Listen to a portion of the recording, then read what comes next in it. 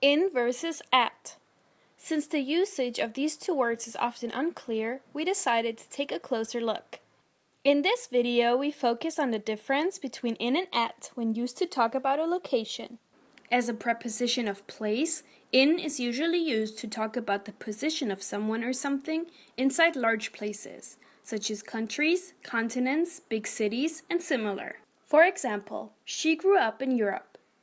At, as a preposition of place, is usually used to refer to the position of someone or something inside small and unimportant places, such as villages or small towns. For example, I'll meet you at the theater. On top of that, at is also commonly used with proper names, such as building names or organizations. For example, we met at McDonald's. He works at the bank.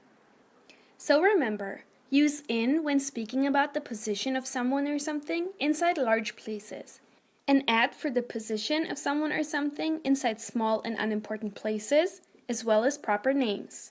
That's it for today. See you next time.